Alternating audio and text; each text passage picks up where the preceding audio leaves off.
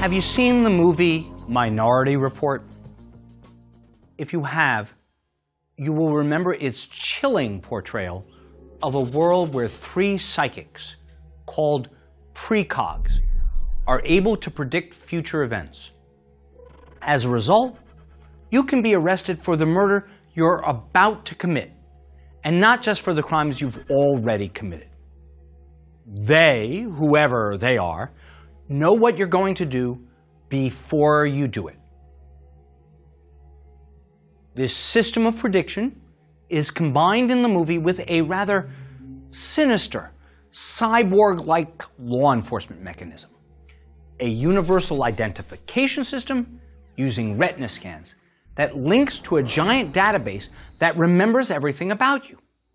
So when you go into a store, the holographic greeter will chirp, "Welcome back, Mr. Rosenzweig.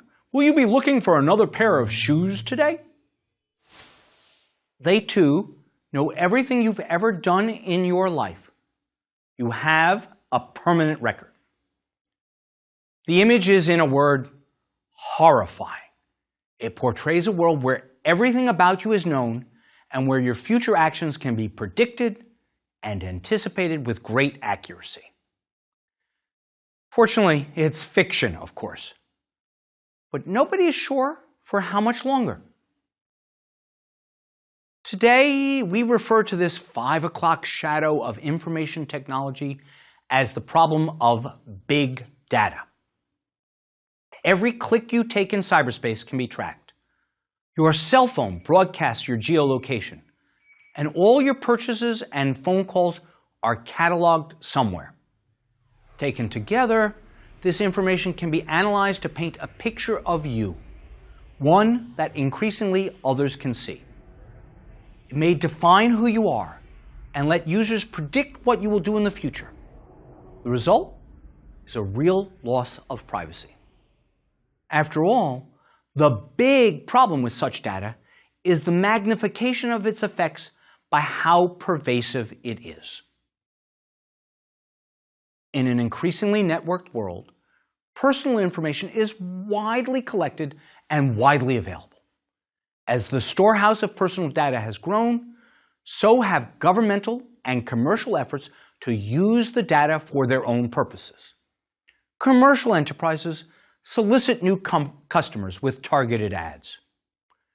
Governments use the data to identify and locate previously unknown terror suspects, to find so-called clean skins who are not in any intelligence database. We have discovered we can link together individual bits of data to build a picture of a person that is more detailed than the individual parts. Think of a tile mosaic, or a pointillist painting by the French post-impressionist Georges Seurat. Each bit of color by itself isn't much, but put them all together and you can see a complete picture. Clearly, big data offers all kinds of opportunities to those who have access to it. As the President's Council of Advisors on Science and Technology said, it allows us to find serendipitous connections of new information. Yet the new capability comes at a price. That is, it creates an ineradicable trove of information about us as individuals, making it increasingly difficult to safeguard our privacy. If the government collects data to build a picture of, let's say, a previously undetected terrorist threat, it can also, if it's so minded, use the same capability to build a picture of its political opponents. That navigable web of data poses threats in the free world, and perhaps even more so in authoritarian nations.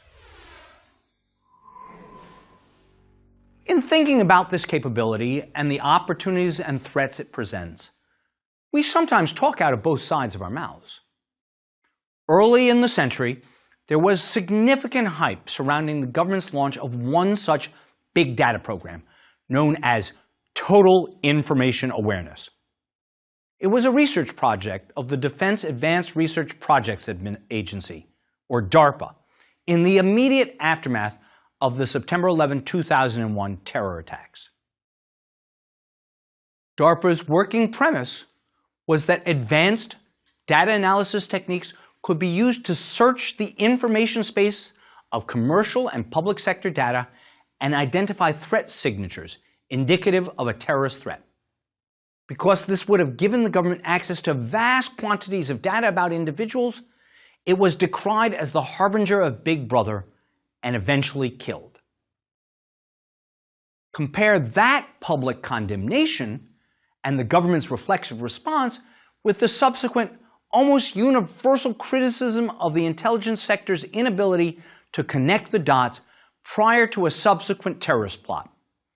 This was the plan of the young Nigerian, Umar Farouk Abdulmutallab, to detonate an explosive aboard a jumbo jetliner on an international flight bound for the United States on Christmas Day 2009. If you've forgotten, he was also known as the underwear bomber, and he subsequently was sentenced in a U.S. court to life in prison. In that instance, we were told we did not perform enough data analysis. We failed to link National Security Agency intercepts to airline travel records and State Department reports. The conundrum arises because the analytic techniques of big data are fundamentally similar to those used by traditional law enforcement agencies. We use analytic algorithms to take a lead, a single piece of information as a starting point, and follow it to identify connections. This is what the police do on a daily basis. But in the big data system, computer systems operate on a much more vast set of data. And that data is much more readily subject to analysis and manipulation.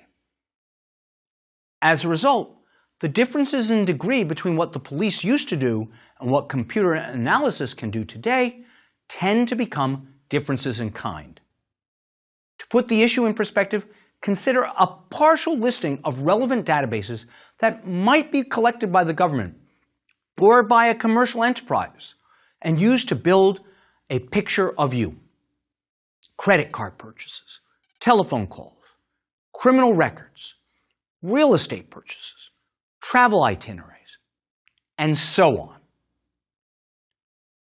All of that information is available somewhere, and it's increasingly easy for others to access it, including those who are authorized and unauthorized to review your personal information, even though most of us probably believe that our web surfing habits and credit card records are private.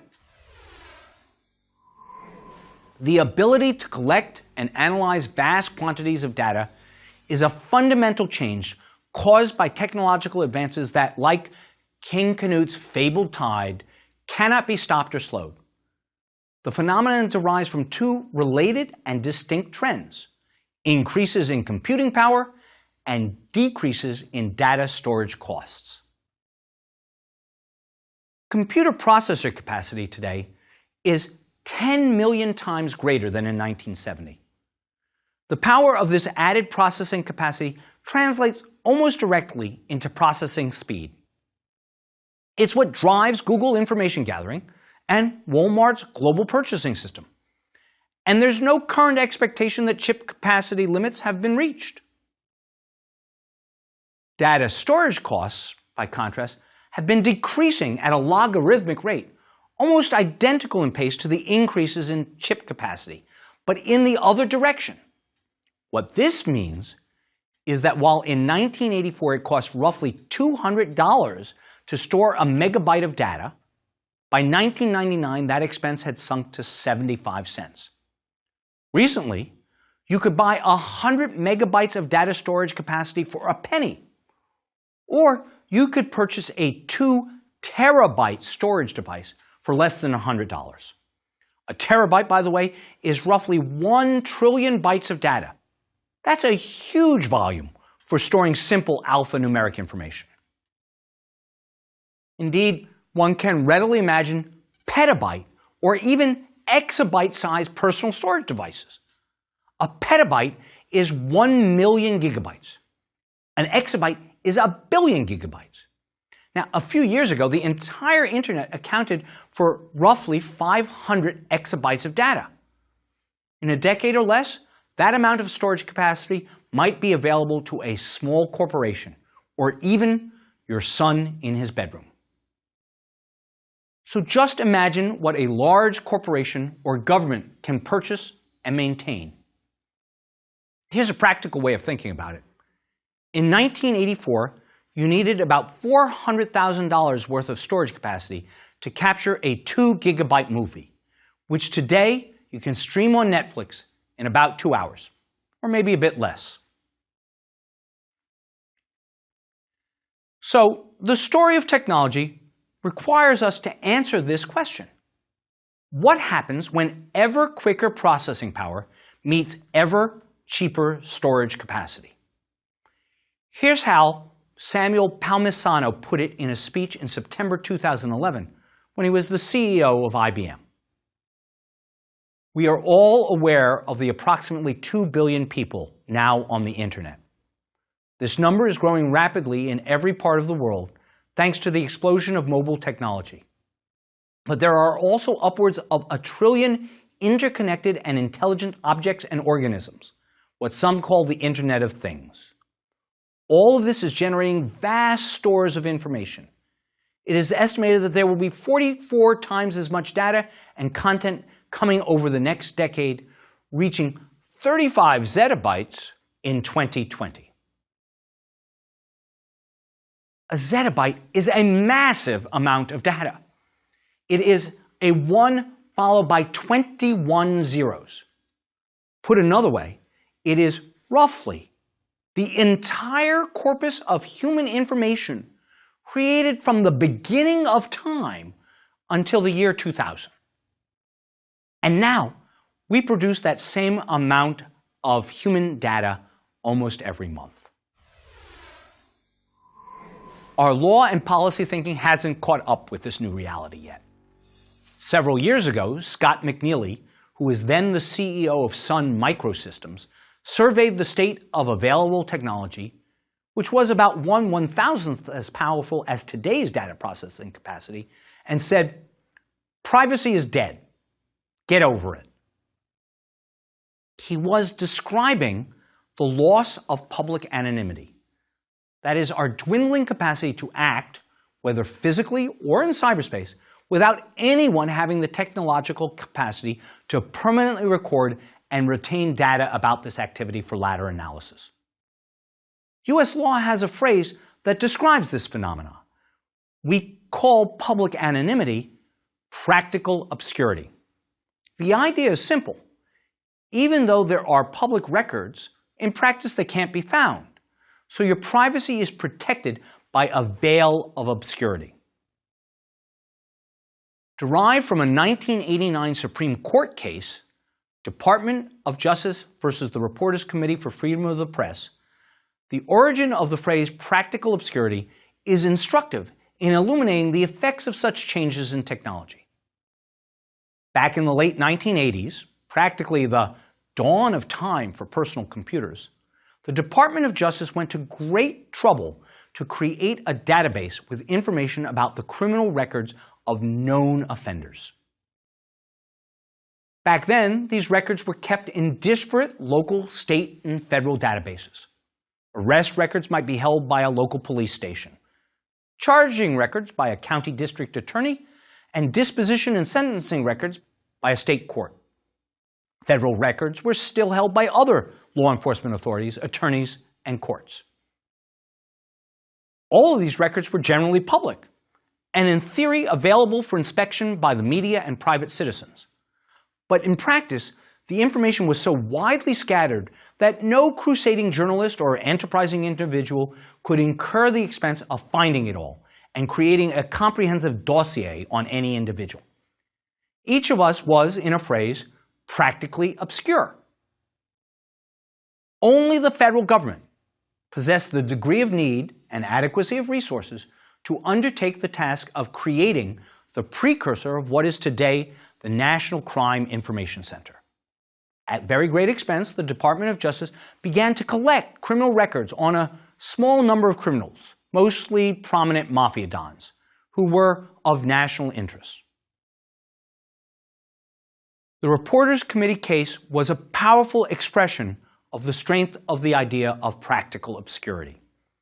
A CBS News correspondent and the Reporters Committee for Freedom of the Press, a First Amendment advocacy group, filed a Freedom of Information Act request, asking federal prosecutors for the complete dossier or rap sheet on alleged mafia figures. Now, to me, their reasoning was persuasive. Since all of the information, as filed around the country and retained in these disparate databases at the local, state, and federal level, was originally public, and as public information, you'd think that collectively, in the form of the requested dossiers, it would clearly be subject to disclosure under the Freedom of Information Act. But the Justice Department denied the FOIA request. And a unanimous Supreme Court, whose jurists at the time ranged from the liberal Justice William Brennan to the very conservative Justice William Rehnquist, upheld that decision. The court found, quote, "Plainly, there is a vast difference between the public records that might be found after a diligent search of courthouse files, county archives, and local police stations throughout the country, and a computerized summary located in a single clearinghouse of information."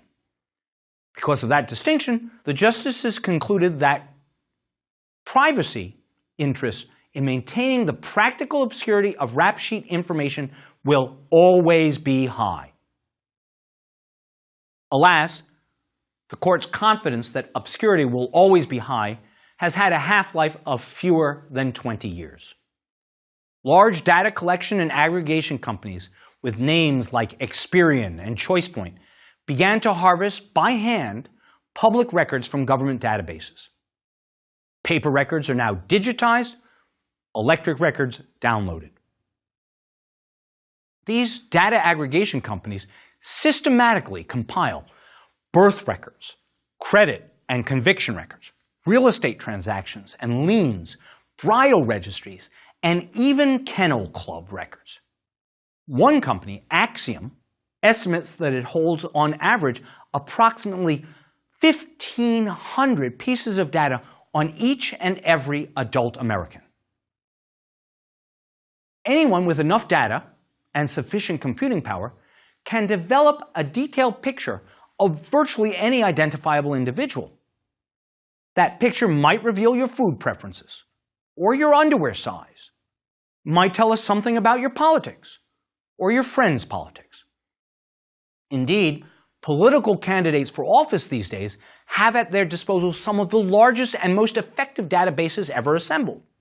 These having been formed by merging commercial data, like your magazine subscriptions, and your voting records to target individual voter preferences. The New Yorker magazine cartoonist Peter Steiner once depicted a dog seated at a computer and telling a fellow canine, "On the internet, nobody knows you're a dog." Today, it's been said that not only do they know that you're a dog, but they know your favorite leash color and whether or not you've been neutered. So what does all this mean in practice? And how does it work? Probably the best place to start is with the 9/11 attacks. Two of the terrorists made reservations on American Airlines Flight 77. Their names also were on a CIA watch list. But we didn't connect those two pieces of information. If we had, we could have identified their home addresses from the information they provided to the airlines. And by a simple cross-check, we would have discovered that 3 other individuals associated with those addresses, one of them named Mohammed Atta, had also made flight reservations on September 11th. And if we cross-checked the callback phone number that Atta gave the airline, we would have discovered that 5 other individuals had also provided the same phone number to reservation agents for purposes of confirming their own flight reservations, again on September 11th. And wait for it, had we looked in one more place in the airline database, we would have discovered the name of yet one more individual who used the same frequent flyer number as had one of the men on the CIA watch list. And then if we branched out to public sources, we'd have found that two more individuals shared living arrangements. That is, they had the same address.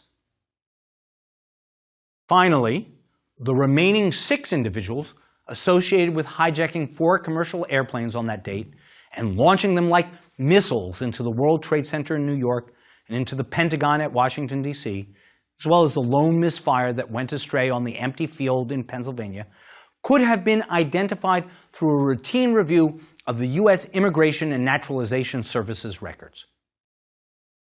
That is, the INS's list of expired visa or illegal entry. One terrorist was on that list, and 5 others had public records of having lived with him or among each other. And all, of course, shared the common characteristic of making reservations on flights for the morning of September 11th. In short, as a Department of Defense Review Committee concluded, with just 7 clicks of the mouse through existing databases, all 19 terrorists could have been identified and linked to one another. 2 years later, the story of Raed Albania, a Jordanian who attempted to enter the United States at Chicago's O'Hare Airport on June 14, 2003, provided another powerful illustration of how big data might be used. And this time, it was a success. In some ways, it shows how much had changed in very short order. Albania was probably a clean skin, a terrorist with no known record. He was carrying a valid business visa in his Jordanian passport. And outwardly, he appeared to be an unremarkable business traveler from the Middle East. Now, the Department of Homeland Security operates a sophisticated data analysis program called the Automated Targeting System, or ATS, to assess the comparative risks of arriving passengers. Homeland Security uses ATS to decide who to stop and talk to and who to let through easily. The system has become essential, given the sheer volume of travelers to the United States. In a typical year, approximately 350 million people cross U.S. borders, and more than 85 million of them arrive by air. Since it's not practical to subject all of these travelers to intense scrutiny, some form of assessment and analysis must be used to make more rapid choices about how and when to conduct inspections. ATS is that system, and ATS flagged Albania for heightened scrutiny. He was pulled over from the main line of entrance at Chicago's O'Hare Airport and individually questioned. During the interview, Albania's answers were inconsistent and evasive, so much so that the U.S. Customs and Border Protection officer who conducted the interview decided to deny his application for entry and ordered him returned to his point of origin. As a matter of routine, Albania's photograph and fingerprints were collected before he was sent on his way. Now, there the story might have ended. Customs and Border Protection officers reject entry applications daily for a host of reasons, but Albania proved to be an unusual case. More than a year later, in February 2005, a car filled with explosives rolled into a crowd of military and police recruits in the town of Hilla, Iraq. More than 125 people died, the largest death toll for a single incident in Iraq up till that time. The suicide bomber's hand and forearm were found chained to the steering wheel of the exploded car. After U.S. forces took fingerprints from the hand, a match was found to Albania's in Chicago 20 months earlier. So now let's change our focus a bit from counterterrorism to the power of big data to reveal personal information and patterns. David McCandless is a data journalist, itself a new type of journalism. Recently, he created a chart based on a sophisticated computer program to scour the web and scrape bits of data from lots of sources. For obvious reasons, we call these web crawling programs spiders. And McCandless's chart represented hundreds of thousands of data points displayed graphically. It represents an annual human activity, and it shows a large peak in the spring and another one toward the end of the year. So what is this activity? Why don't you take a guess? To give you a context, I'll tell you some things that it's not. For example, this is not the frequency with which we watch sporting events, even though the college basketball March Madness and fall football seasons occur near the time that the activity peaks. It's also not greeting card buying, though the peaks are near Easter and Christmas. So what is it? What is a human activity that occurs most frequently in March and then again around the Thanksgiving, Christmas holiday season in the United States? Ready? Here's the answer. Facebook breakup data. This is a graph about how love ends, at least among Facebook users. The big peaks are for spring break and the holidays. We even see small peaks on Mondays, since people usually break up on the weekend and then report it to their Facebook friends on Monday. This is pretty amazing stuff. It's really knowledge discovery, a pattern we would not see without big data. I find it kind of exciting. Or, from a different view, maybe kind of disturbing. And it's also why Facebook is worth billions of dollars. They're collecting information about you that you voluntarily provide, and they and others are using it to build a picture of who you are. That picture is worth money to them and to other people. Now, I don't know about you, but to me it sometimes seems a little spooky how accurate the ads are when I go online. Some of them really do seem to know what I'm thinking. Let's try another example. I have a little program on my computer called Collusion. You can run it on your own computer if you want. What the program does is simply watch you as you browse the web and then keep track of how your browsing habits are being collected. See, what you probably don't know is that when you go to a particular website, say Google, that website shares your visit with lots of other websites. It colludes with them, if you will, to build a better picture of who you are. A snapshot of my own web browsing activity shows a field of dots, each one representing a different website. If I hover over the dot that represents Google, I can see that Google shares my browsing history with more than 20 other websites. Some of those, like Facebook, are other sites I actually use. But several of them, like Hot Air and Daily Caller, are places I never go. And there are even some sites, like cornell.edu, that make me wonder. I really have no idea why they're connected to me. But there you go. This picture is a graphic example of how my personal web browsing history is being converted into information about me. So ask yourself this. Did you realize how much of your browsing history is public? Did you know that the places you go to actually broadcast that fact to other folks on the web? You can see how that, too, is a bit creepy. One final example, perhaps a prosaic one. Like me, you may well have an Easy Pass in your car, one of those electronic devices that allows you to pass quickly through the toll plaza on the highway. Instead of waiting to pay a cash toll, you pass through a drive-through lane, your Easy Pass is electronically recorded, and your bank or credit account is automatically debited. When your balance gets low, the system pings your credit card and recharges the balance automatically. It's very simple, easy, and very convenient. It's also a tracking system. The Easy Pass contains a near permanent record of your car travels.